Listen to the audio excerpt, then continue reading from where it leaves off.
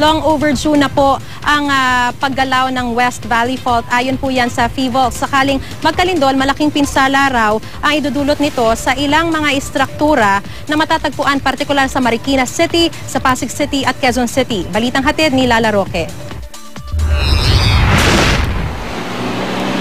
Sa pag-aaral ng PHIVOLCS tungkol sa West Valley Fault, lumalabas na maraming subdibisyon sa Marikina at Quezon City ang nasa ibabaw mismo ng West Valley Fault.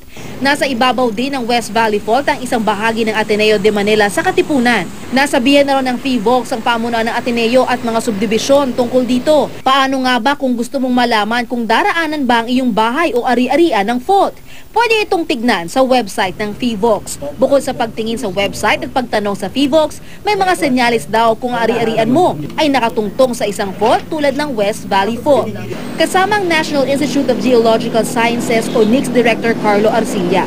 Pinuntahan namin ang ilang lugar sa Pasig City kung saan sinasabing dinadaanan ng West Valley Fault. Tulad itong bahagi ng C5 Road at Mercury Avenue. May mga bitak sa kalsada kaming nakita pero sabi ng NIGS, kailangan pang pag-aralang mabuti kung ano ang mga bitak na ito. Yung problema, yung dinaanan ng fault, sinementohan na tapos inaayos palagi.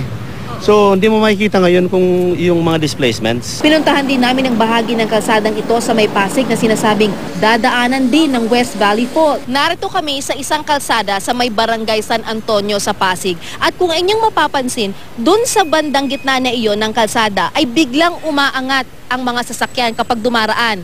Naroon daw mismo ang fault line. Pero sabi ng mga eksperto mismo, walang dapat ikatakot kung ang bahay o opisina mo ay malapit sa fault line. Marami na rin daw kasing paraan para patibayin ng isang struktura ngayon. Bago naman bumili ng anumang ari-arian, mabuting kumonsulta daw sa mga eksperto para mapag-aralan ang kaligtasan ng lugar.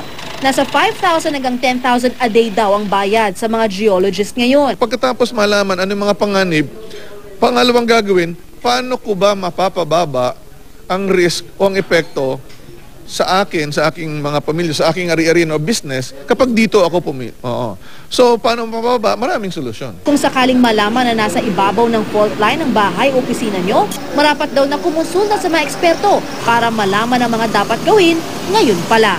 Lala Roque, GMA News.